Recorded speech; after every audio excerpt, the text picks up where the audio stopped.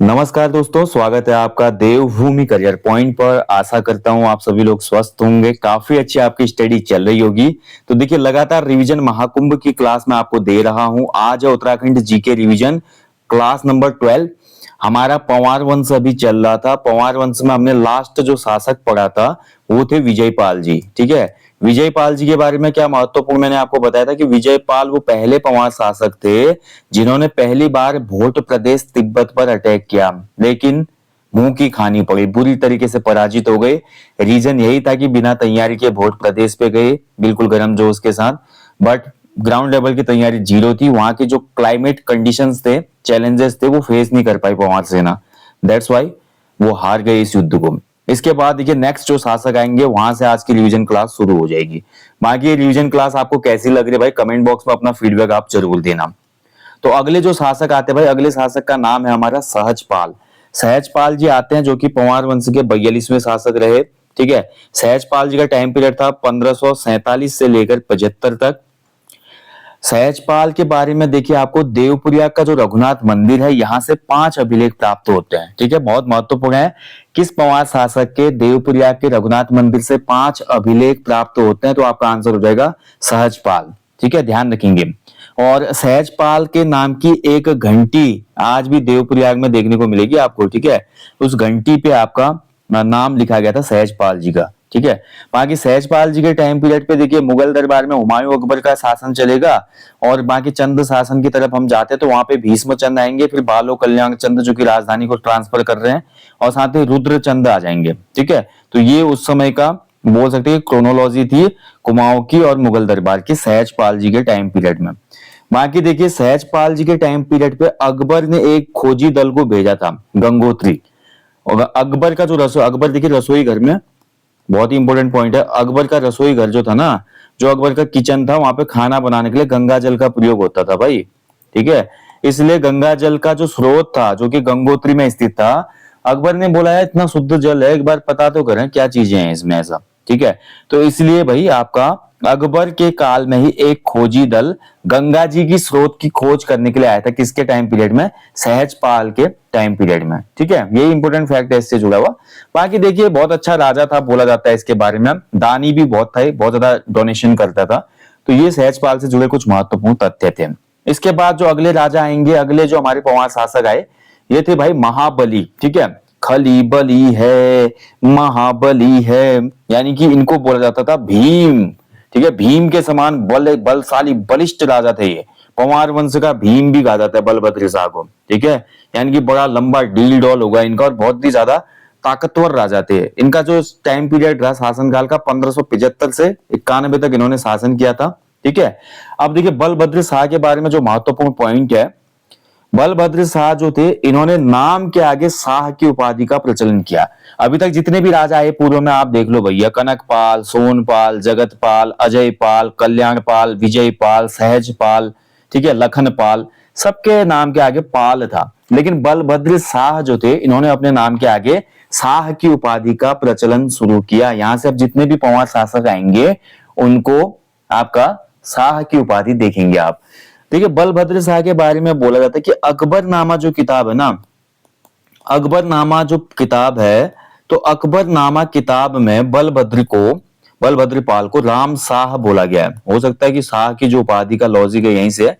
कुछ लोग लोधी वंश से कनेक्ट करते हैं, पर लोधी वंश देखिए कहाँ लोधी वंश रह गया, कहाँ यहाँ पे मुगल शासन चल रहा है अभी, है ना, कोई भी कनेक्टिविटी नहीं है। तो कुल मिला के ये है कि शाह की जो उपाधि थी, ऐसा कहा जाता है कि अकबर ने दी थी।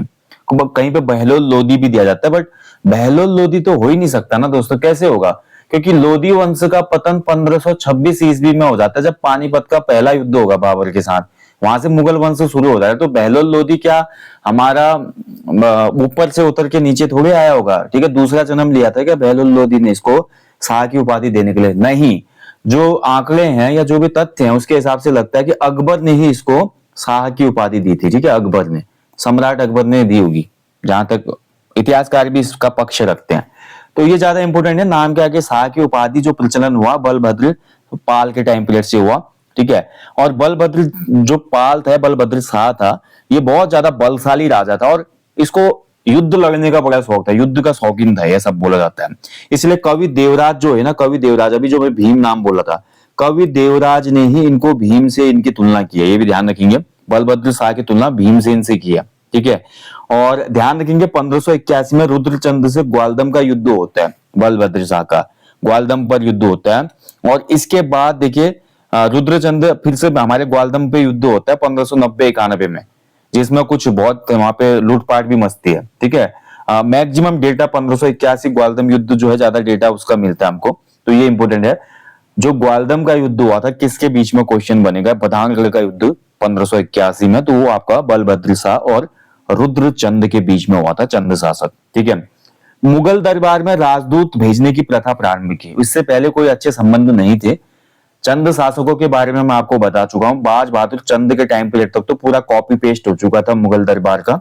बट जो पंवार शासक थे भाई, इन्होंने बोला हम किसी की भी अधीनता स्वीकार नहीं करेंगे, तू दिल्ली का राजा है, तू अजमेर का राजा है, तू अला फला जगह का राजा है, हमको कोई मतलब नहीं है, हम अपने राजा हैं भाई, श्रीनगर में हम बैठे हुए हैं, हमारी हुकूमत चलेगी, ये सब चीजें हमारी रहेंगी, ठीक है। तो इन्होंने किसी की भी अधीनता स्वीकार नहीं की, बट थोड़ा मैत्री व्यवहार बनाने के लिए बलभद्र शाह ने, बोला जाता है कि ये जो राजदूत भेजने की परंपरा शुरू की, यानी कि पंवार साम्राज्य का राजदूत कहाँ जाएगा, मुगल दरबार में। मुगल दरबार का भी एक राजदूत हमेशा रहेगा कहाँ पे, पंवार दरबार में। तो इससे क्या होगा कि कम्युनिकेशन रहेगा दोनों साम्राज्यों के बीच में, जैसे आज भी होते हैं ना, भारत के कुछ राजदूत बाहर देशों में होते हैं, बाहर देशों में के राजदूत हमारे देश में होते हैं, एम्बेसीज जो दिल्ली में आपने देखी होंगी। तो यही चीज शुरू किसने की थी, बलभद्र शाह या बलभद्र पाल ने, ठीक है, ध्यान रखेंगे।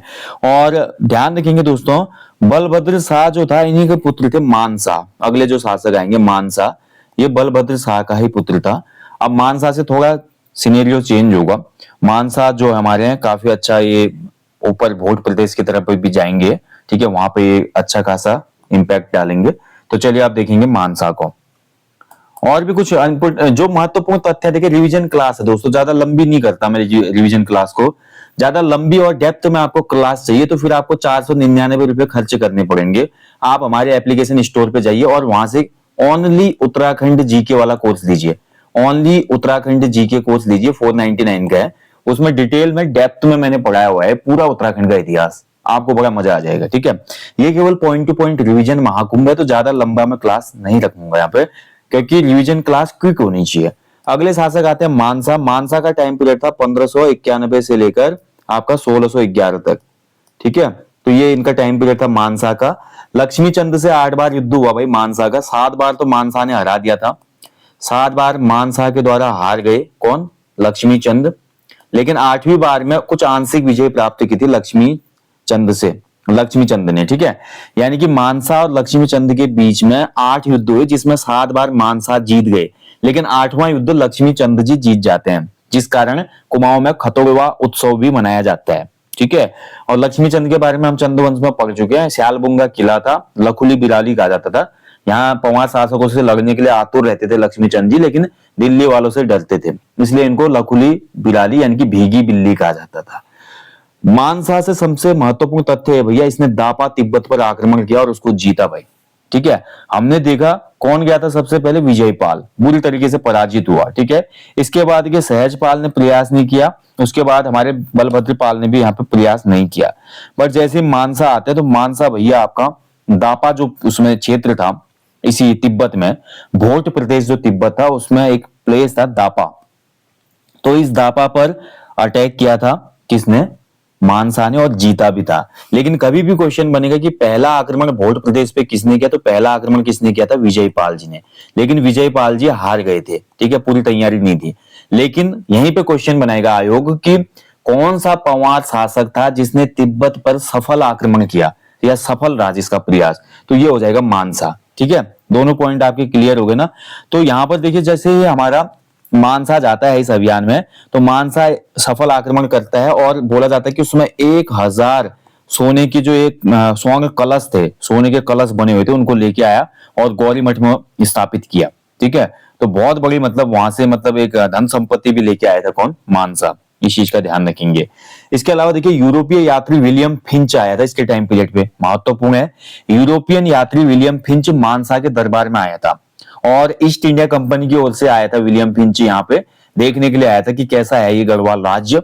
और विलियम फिंच ने ये भी बोला है कि जो हमारा मानसा था इतना रिचेस्ट उस समय का किंग था कि जो सोने के बर्तनों में खाना खाता था, गोल्ड के यूटेंसिल्स में ये अपना लंच डिनर और ब्रेकफास्ट करता था। तो इसका मतलब ये था कि उसमें कंडीशन बहुत अच्छी थी पंवार साम्राज्य की, है ना। कहने का मतलब ये था कि गद्दी पर बैठते जो दापा तिब्बत पर काकुआ मोर था, उसमें काकुआ मोर एक प्लेस था ना तिब्बत के दापा में काकुआ मोर। तो काकुआ मोर से जब ये बहुत सी धन संपत्ति लाया तो इससे पता चलता है कि सोना वगैरह बहुत था उसमें भोट प्रदेश में। तो ये सब चीजें लेके आए, ठीक है। तो अर्ली ट्रेवल्स इन इंडिया एक पुस्तक है, अर्ली ट्रेवल्स इन इंडिया, ठीक है। तो ये पुस्तक लिखी है जॉन फॉस्टर ने, ठीक है, फॉस्टर की बुक है। और इस फॉस्टर की बुक में मानसा का वर्णन है भाई, ध्यान रखेंगे, इंपोर्टेंट पॉइंट है, भी याद रखिएगा। चलिए अगले पॉइंट की तरफ आते हैं। अगला पॉइंट है जीतू बगड़वाल, जिसकी हम परियों वाली कहानी सुनते हैं, ठीक है, आछरिया। परियों को गढ़वाली में आछरिया कहा जाता है, आछरी। तो आछरियों ने हरण कर लिया था जीतू बगड़वाल का, है ना। तो जीतू ने मुरली बजा दी जंगल में, जीतू को बजाना नहीं था कि जंगल में जब हम मुरली वगैरह बजाते हैं, ज्यादा साउंड करते हैं, तो वहां पर जो आछरियां होती है ना, आज भी उत्तराखंड के आप पर्वतीय अंचलों में जाएंगे तो लड़कियों को लाल कपड़े पहन के जंगल में जाना, इसके अलावा जंगल में लड़कियों को चीखना चिल्लाना मना होता है। ये आछरिया आज भी परियों जो परियां होती हैं लड़कियों पे वश कर देती हैं, यानी कि वो अजीब सी हरकतें करने लगेंगी फिर, ठीक है। तो ये जीतू बगड़वाल जो था इसी के टाइम पीरियड की कहानी है भाई। कहां पे था? मानसा के टाइम पीरियड में था जीतू बगड़वाल, ध्यान रखेंगे। मानसा ने जीतू बगड़वाल को बोला जाता है कि भोट का जागीरदार भी बनाया था। वही भोट प्रदेश की हम बात कर रहे हैं। तो भोट का, माफ कीजिएगा, जागीरदार नहीं, फौजदार, ठीक है, ऐसा भी कहा जाता है, फौजदार बनाया गया था जीतू को भोट का, भोट प्रदेश का, ठीक है। तो ये इंपोर्टेंट पॉइंट है। और सबसे इंपोर्टेंट पॉइंट है दोस्तों, मानसा के टाइम पीरियड पे ही कवि जो भरत कवि थे, इन्होंने मानोदय काव्य की रचना की। बहुत ही इंपोर्टेंट पॉइंट है, ठीक है। तो मानोदय काव्य की रचना मानसा के शासनकाल में कवि भरत के द्वारा की गई थी। और यह किस भाषा में लिखी गई है? तो यह संस्कृत भाषा में लिखी गई है, संस्कृत भाषा में लिखी गई है, ध्यान रखेंगे। कवि भरत जो थे वो दरबारी कवि भी थे, ज्योतिषाचार्य भी थे। और जहांगीर ने, ध्यान रखेंगे, ये क्वेश्चन भी बना है किसी एग्जाम में, जहांगीर ने भैया जो ये कवि भरत थे इनको ज्योतिक राय की उपाधि दी थी, ठीक है, ज्योतिक राय, ठीक है, ज्योतिक राय की उपाधि दी थी जहांगीर ने, ये ध्यान रखेंगे। चलिए ये तो हो गए हमारे मानसा, ठीक है, इंपोर्टेंट पॉइंट हमने कर लिया रिवीजन। अब अगले राजा जो आएंगे भाई, काफी भोग विलासी राजा आएंगे, ठीक है। इनका एक ही मकसद था भाई, अपना काम बनता भाड़ में जाई जनता, खाओ पियो मौज करो रोज करो, ठीक है, समझ गए होंगे आप। तो श्याम शाह की बात हो रही है भाई। श्याम शाह के जैसे भोग विलासी राजा वहां चंद वंश में भी होते हैं, देवी चंद जी, जो कि अधिकारियों के बहकाव में आके लाखों का दान पुण्य करते हैं और एक आर्टिफिशियल सिटी की भी स्थापना करते हैं, जिससे राजकोष खाली हो जाता है। ऐसे ही श्याम शाह जो थे बहुत भोग विलासी थे, बहुत ज्यादा इनकी रानियां भी थी और बहुत ज्यादा इनके चर्चे भी थे और अन्य महिलाओं से, ठीक है। तो इसलिए ज्यादा टाइम ये भोग विलासता में रह गए। 1611 से लेकर 1631 तक इनका शासनकाल रहा भाई। चंद शासक तिरमल चंद ने इन्हीं के टाइम पीरियड पे शरण ली थी यहाँ पे। बाद में इन्होंने सपोर्ट किया तिरमल चंद को और कुमाऊं की गद्दी दिलाने में सहयोग किया, राजा बना के बैठाया वहां पे, ठीक है। यानी कि आपसी जो रिश्ते थे अगल बगल वालों से वो ठीक थे, बट अपने ही ऐप थे थोड़ा, जिसमें आपका मद्यपान था, उसके अलावा व्यभिचार वगैरह था। तो ये चीजों में विलुप्त रहे ये, तभी ज्यादा इनको यहाँ पे प्रसिद्धि मिल नहीं पाई जिस हिसाब से थे ये। जहांगीर ने श्याम शाह को हाथी और घोड़े भेंट किए थे, ठीक है, भेंट किए थे, जिसका वर्णन किसमें मिलता है? जहांगीरनामा में। ये क्वेश्चन आज तक न जाने उत्तराखंड के कितने ही ग्रुप सी एग्जामों में, Uttarakhand PCS pre, lower PCS pre, RO pre, बहुत से एग्जामों में क्वेश्चन, मैं बोल सकता हूं कि एवरग्रीन क्वेश्चन है, कई बार रिपीट हो चुका है, ठीक है। तो जहांगीर ने दिया था श्याम शाह को हाथी और घोड़े उपहार में, और इसका वर्णन मिलता है हमको जहांगीरनामा में। क्योंकि देखिए आगरा में आया हुआ था जहांगीर, इसकी खबर मिली श्याम शाह को, तो श्याम शाह मिलने चले गए आगरा में ही जहांगीर को। तो जहांगीर भी खुश हो गया, यार पहाड़ का राजा आया, चलो भाई इसको हाथी घोड़े दो, ठीक है, हाथी वगैरह दे दो। तो यहाँ पर हाथी घोड़े भेंट किए जाते हैं, ठीक है। बाकी देखिए अभी हमने तिब्बत की बात की थी, तो तिब्बत का जो उसमें काकुआ मोर था, काकुआ मोर, ठीक है। तो तिब्बत का जो काकुआ मोर था, शासक था ये, वैसे तिब्बत का भोट प्रदेश था, भोट प्रदेश का शासक था काकुआ मोर। काकुआ मोर को किसने हराया था? मानसा ने हराया था। काकुआ मोर को भाई फिर ऊपर से श्याम शाह ने भी ये बोला कि आप हमको ना टैक्स के रूप में क्या क्या देंगे, आप हमको गोल्ड का जो चूर्ण होता है वो देंगे, ठीक है, यानी कि गोल्ड का जो गोल्ड की पतली पतली मतलब बालूसी होती है ना, गोल्ड की चूरन होती है वो आप देंगे। इसके अलावा 4 सिंग वाला मेढ़ा आप देंगे हमें, जो नंदा देवी राजजात में प्रयुक्त होता था 4 सिंग वाला भेड़। उसके अलावा जो जीबू होता था, जीबू मतलब जो याक होता था जिसको चंवर गाय भी कहा जाता है। तो ऐसे बहुत सी चीजें देने के लिए काकवा मोर को यहाँ पर डोमिनेट किया गया, किसके द्वारा, श्याम शाह के द्वारा। बोला भैया इतनी चीज देगा तो ठीक है, नहीं तो फिर आक्रमण करता हूँ तेरे भोट प्रदेश पे और बचा कुचा सोना भी लाऊं क्या मैं, ऐसा बोला श्याम शाह ने। तो काकवा मोर डर गया, बोला ठीक है जहां अपना ऐसा मत कीजिए, मैं टैक्स जो भी आपने बोला ये सभी चीजें नियत समय पे आपके दरबार में पहुंच जाएंगी, ठीक है। तो ये चीजें हुई, तिब्बत अभियान इसने भी किया, काकवा मोर को ये हिदायत भी दे के यार बोला भैया चीजें आपकी पहुंच जानी चाहिए, कोई दिक्कत नहीं होनी चाहिए, ठीक है। इसके अलावा देखिए यूरोपियन एक पादरी आया इसके टाइम पे जो कि पुर्तगाल का था, इसका नाम था एंटोनियो डी एंड्रेडो, ठीक है, एंड्रेडो होना चाहिए, एंड्रेडो।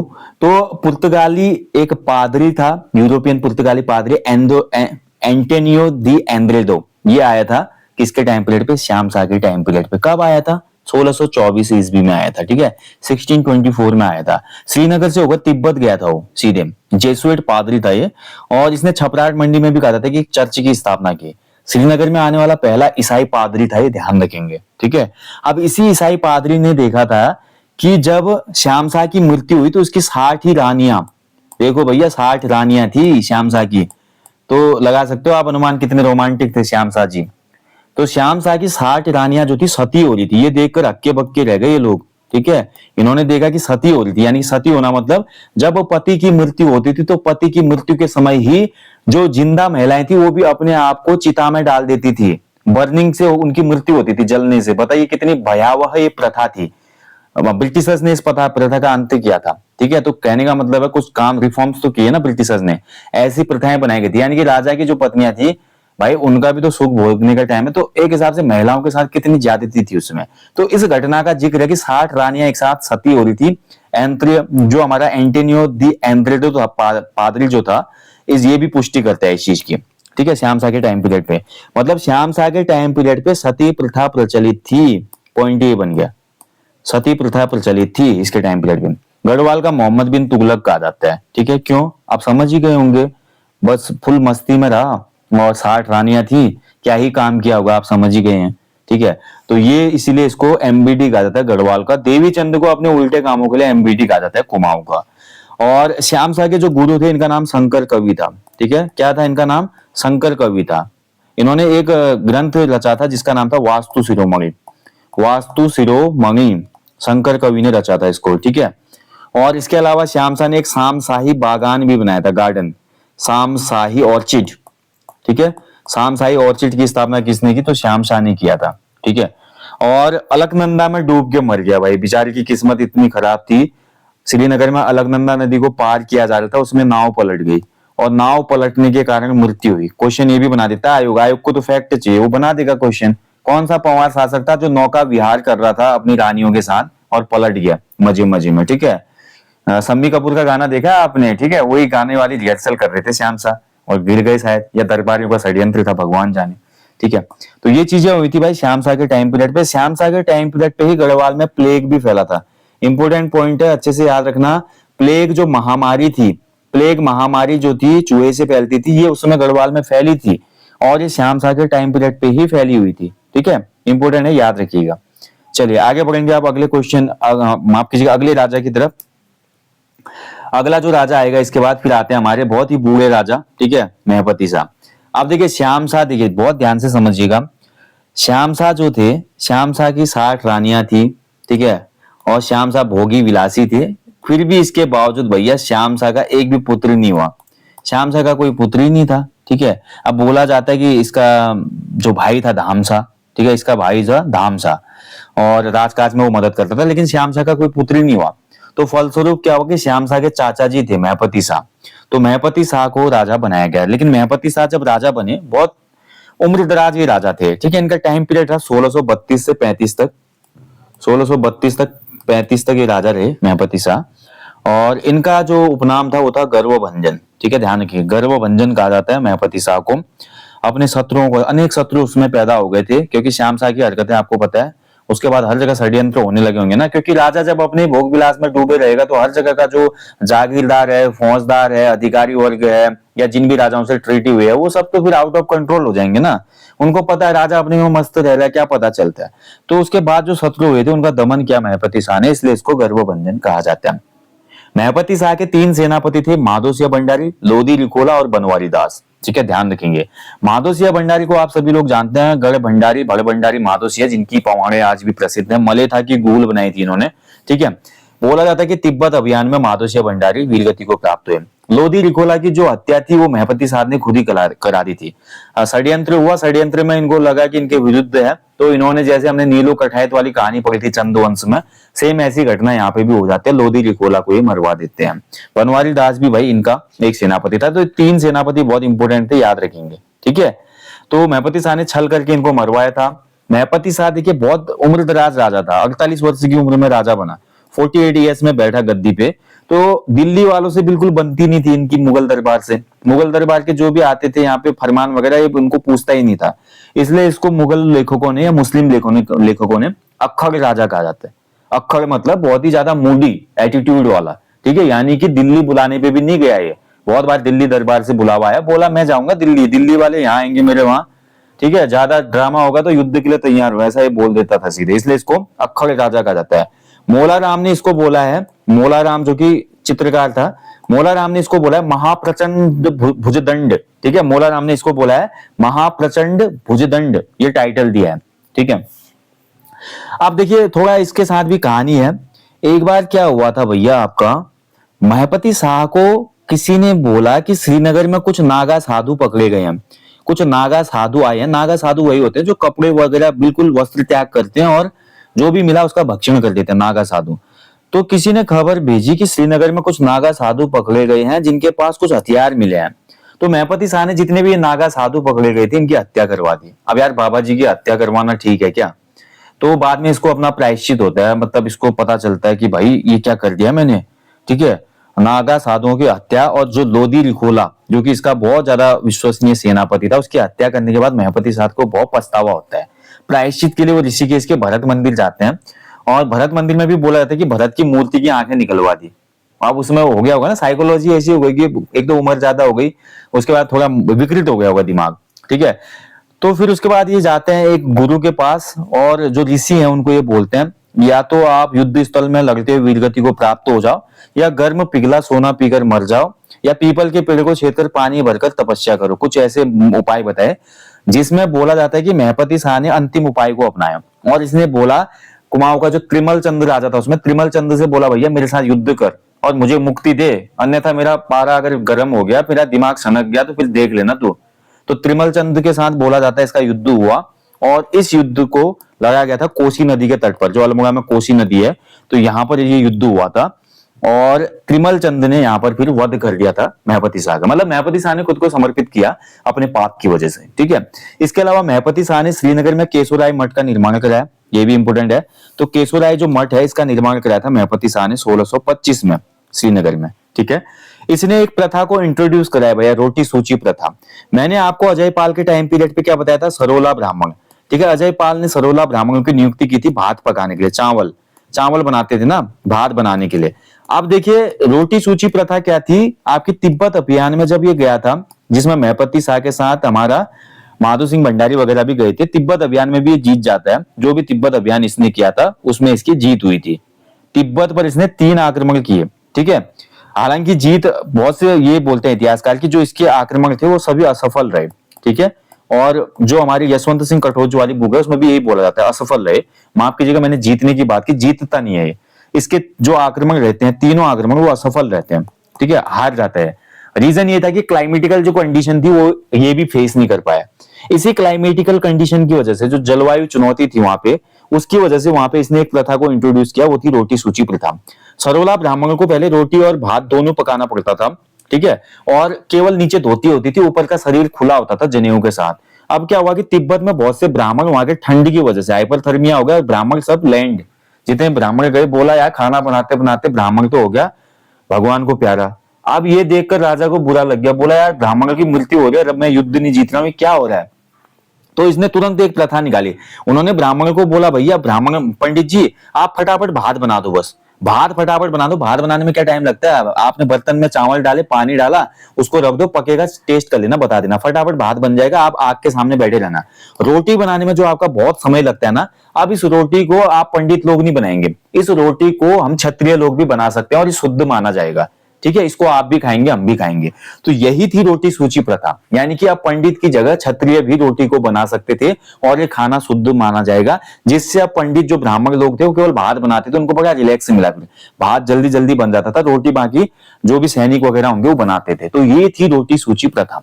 तो कुछ अच्छा भी सोचा इसने, कुछ बुरा भी किया, जैसे साधुओं की हत्या कर दी, ठीक है, और कुछ इसके जैसे अपना विश्वसनीय जो सेनापति था उसकी हत्या कर दी। तो इसकी वजह से एक मिला जुला शासनकाल रहा महापति शाह का, ठीक है, गर्वभंजन, ध्यान रखेंगे। चलिए बाकी और अन्य कुछ महत्वपूर्ण है नहीं। महपति शाह ने, बोला जाता है सिरमौर में कुछ डाकू हो गए थे, हिमाचल का जो सिरमौर क्षेत्र था, तो सिरमौर के डाकुओं को खत्म किया था।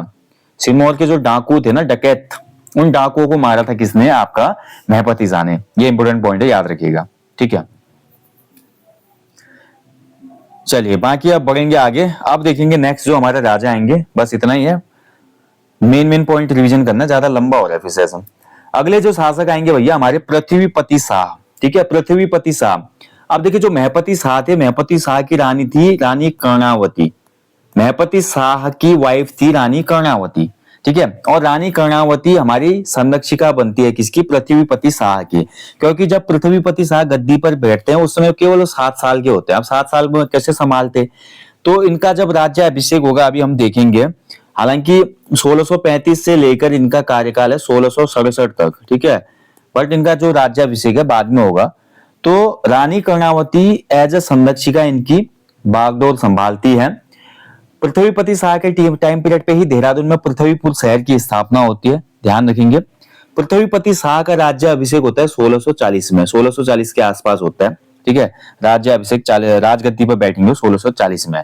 और ध्यान रखेंगे दोस्तों, हमारा जो पृथ्वीपति शाह जब गद्दी पर बैठते हैं तो ये पौड़ी को अपनी दूसरी राजधानी बनाते हैं, ठीक है। अपना तो ये श्रीनगर में बैठेंगे, लेकिन पौड़ी को ये दूसरी राजधानी बनाते हैं और बोला जाता है कि वहां पे अपने पुत्र दिलीप शाह को भी बैठाते हैं, ठीक है, ऐसा बोला जाता है। पृथ्वीपति शाह के 9 पुत्र थे, उसमें एक अजबू कुंवर भी था, अजबू कुंवर, ठीक है, ध्यान रखेंगे। अजबू कुंवर किसका पुत्र था, क्वेश्चन बन सकता है, तो ये आपका किसका पुत्र था, पृथ्वीपति शाह का।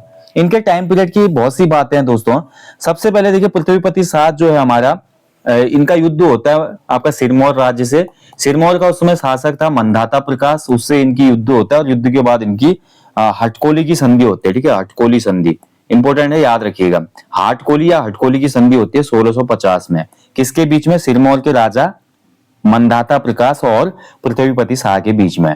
अब सबसे बड़ा जो हमारा मोड़ आता है इनकी लाइफ में, वो देखिए मुगल सेनापति नवाजत खां से युद्ध होता है इनका, ठीक है। नवाजत खां आक्रमण कर देता है गढ़वाल पे, ये बहुत इंपॉर्टेंट पॉइंट है, याद रखना है आपको। नवाजत खां ने आक्रमण किया था, शाहजहां की अधीनता स्वीकार नहीं करते, जिसके फलस्वरूप शाहजहां की, बोला जाता है कि उसमें लगभग 1.5 लाख के आसपास की सेना गढ़वाल पर आक्रमण करती है और बहुत भयंकर युद्ध होता है मोहाली चट्टी के आसपास। इस युद्ध में मुगल हार जाते हैं, क्योंकि यहाँ की जो भौगोलिक विषमताएं थी उसको कहाँ फेस कर पाते हो। ऊपर पहाड़ों पे सेना गई, उसने पत्थर फेंक दिए, नीचे से मुगल सेना आ रही थी, किसी का सिर फूट गया, किसी का कुछ हो गया, ठीक है। यहाँ से जो रास्ते वगैरह थे बहुत दुर्गम रास्ते थे, मतलब जो प्लेन के सैनिक थे वो कर ही नहीं पाए फेस यहाँ पे गढ़वाली सैनिकों को, तो इसलिए हार जाते युद्ध। और जो सैनिक इसमें पकड़े जाते मुगल सैनिक, बोला जाता है कि उनकी नाक काट दी गई थी। हालांकि इसको इतिहासकार इसकी पुष्टि नहीं करते, ठीक है, लेकिन नाक तो कटी गई ना शाहजहां की, शाहजहां की नाक कट जाती है, यानी कि उतना बड़ा भारत का शासक एक छोटी सी रियासत के राजा से हार गया। इसलिए कर्णावती को नाक काटी रानी भी कहा जाता है, क्योंकि उसने नाक काट दी थी एक शासक की, ये मान के चलो, ठीक है। अब ऐसा तो मेरे को उचित प्रतीत नहीं होता कि पकड़े गए सैनिकों की नाक काटी गई होगी, क्योंकि ऐसा शरणागत को ऐसी दंड देने वाली जो प्रवृत्ति थी ये पवार शासकों में नहीं थी, ठीक है। तो इसीलिए नाक काटी रानी भी कहा जाता है हमारा रानी कर्णावती को, ठीक है। रानी कर्णावती को भाई, इसके अलावा गोंडवाना की जो शासिका थी दुर्गावती, उत्तराखंड की दुर्गावती भी इनका उपनाम है, ठीक है। दुर्गावती से भी इनकी तुलना होती है, ताराबाई से भी इनकी तुलना होती है, ठीक है। ये सभी उपनाम किसके हैं, हमारे कर्णावती के, ध्यान रखेंगे, ठीक है। जो अभी मैंने आपको बोला नवाजत खां से युद्ध होता है और नाक काट दी जाती है सैनिकों की ना, इस घटना का वर्णन एक पुस्तक है, history of Mughal. History of Mughal पुस्तक के राइटर है निकोलस मनुची, इसने बोला है कि ये घटना इसमें उल्लेखित की गई है, ठीक है, जिसमें आपका शाहजहां के साथ कर्णावती के युद्धों का वर्णन है। ओके, चलिए अगला पॉइंट देखते हैं। अगला पॉइंट क्या है इसमें, 1659 में दारा सिकोह के पुत्र सुलेमान सिकोह ने पृथ्वीपति शाह के दरबार में शरण ली। भाई ये बहुत इंपॉर्टेंट है।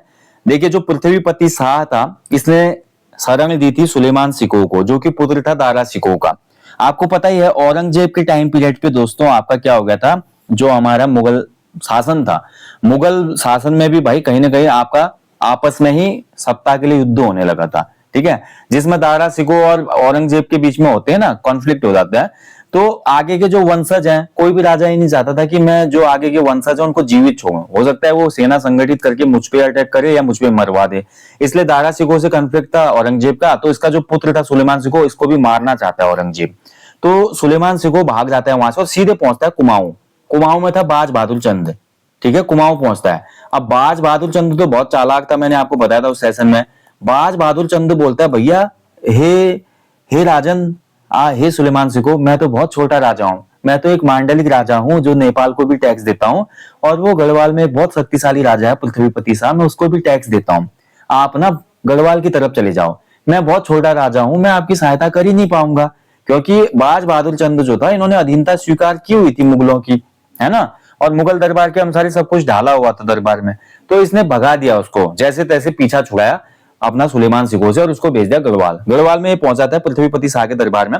और गढ़वाल के राजाओं का तो भाई राजधर्म ही था कि शरणागत की रक्षा सबसे पहले होगी, उसके बाद अपना जीवन है। यानी कि जो शरण में आया भैया उसके लिए आप भगवान से भी लड़ना पड़े तो राजा लड़ेगा। तो ये थी उसमें राजाओं के अंदर की, बोल सकते हैं कि एक जो होता है ना नैतिकता। आज कहाँ मिलता है ऐसा, आज तो एक दूसरे को मारने पे तुला आदमी।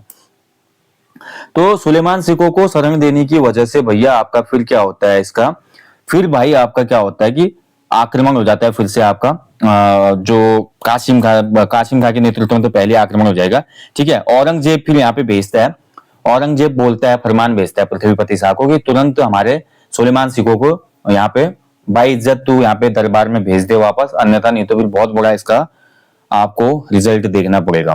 लेकिन बोला था कि पृथ्वीपति शाह ने इसके लिए मना कर दिया था। लेकिन पृथ्वीपति शाह का एक पुत्र था मेदिनी शाह, ठीक है, तो मेदिनी शाह के कार्यों की वजह से मेदिनी शाह क्या करता है कि पीठ पीछे सुलेमान सिकोह को दिल्ली पहुंचा देता है। जैसे ही राजा को ये पता चलता है पृथ्वीपति शाह को, तो मेदिनी शाह को देश निकाला कर देता है, बोलता है कि देश में दोबारा मत दिखना, अन्यथा तेरा सर धड़ से अलग हो जाएगा, ठीक है। यानी कि वो सुलेमान सिकोह पकड़ा नहीं जाता उस समय, लेकिन मेदिनी शाह के वजह से पकड़ा जाता है सुलेमान सिकोह, और बोला जाता है कि औरंगजेब फिर बाद में इसकी मौत कर देता है, इसको सुलेमान सिकोह को मार डालता है, ठीक है। तो ये कहानी है। सुलेमान सिकोह के साथ ही जब ये गढ़वाल गया था उस समय गढ़वाली चित्रकला की शुरुआत होती है, क्योंकि सुलेमान सिकोह के साथ ही उस समय दो हमारे क्या होते हैं चित्रकार यहाँ पे आते हैं, ठीक है। बहुत महत्वपूर्ण पॉइंट है दोस्तों, यहीं से देखिए गढ़वाली चित्रकला शुरू होगी, क्योंकि सुलेमान सिकोह के साथ दो चित्रकार भी आए होते हैं जत्थे में, ठीक है। क्या नाम था इनका, एक का नाम था श्यामदास और दूसरे का नाम था हरदास, ठीक है। मोलाराम इन्हीं का निकलेगा, अब आगे जब मोलाराम हम पढ़ेंगे तो इसी वंशज का होगा मोलाराम, ठीक है। सुलेमान सिकोह उसमें 17 लोगों के साथ गढ़वाल में आया था, ठीक है। तो सुलेमान सिकोह को पकड़वाने में किसका रोल रहा, मेदिनी शाह का, ठीक है। और मेदिनी शाह दिल्ली में ही मर जाता है ऐसा बोला जाता है बाद में। और मेदिनी शाह की मृत्यु की खबर जो है औरंगजेब पृथ्वी शाह को पत्र लिखकर भेजता है। आज भी उस पत्र को रखा गया है, उत्तर प्रदेश में एक अभिलेखागार है, ठीक है, वहां पे उस पत्र को रखा गया है। बाकी देखिए रानी कर्णावती को नागकाटी रानी की संज्ञा दी जाती है।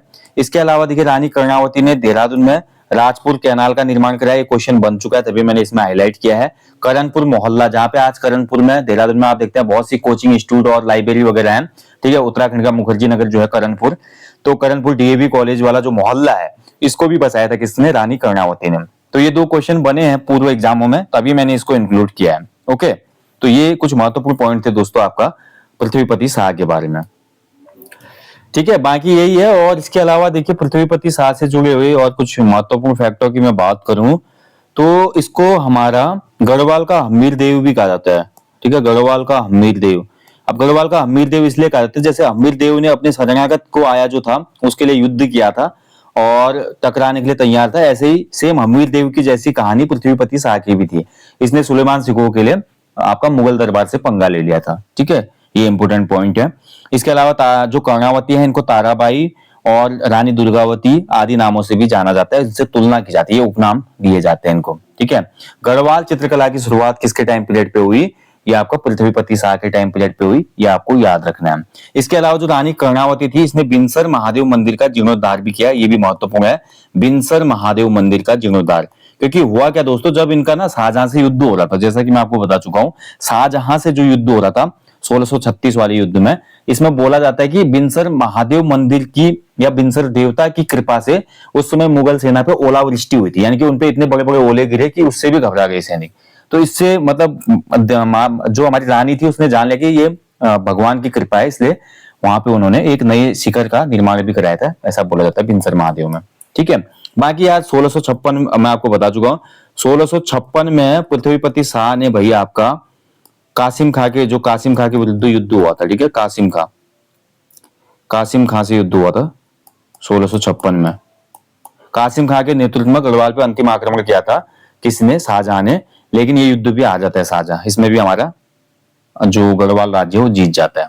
ठीक है, ध्यान रखेंगे, ये इंपोर्टेंट पॉइंट है। बाकी दोस्तों यहीं पे सेशन को आप समाप्त करते हैं, बहुत लंबा हो गया आज का सेशन, पॉइंट टू पॉइंट भी देखिए इतना लंबा सेशन हो रहा है, इसलिए मैं बोल रहा हूँ अगर डिटेल में हिस्ट्री पढ़नी है आपको उत्तराखंड की तो 499 रुपीज आप खर्च कर सकते हैं दोस्तों।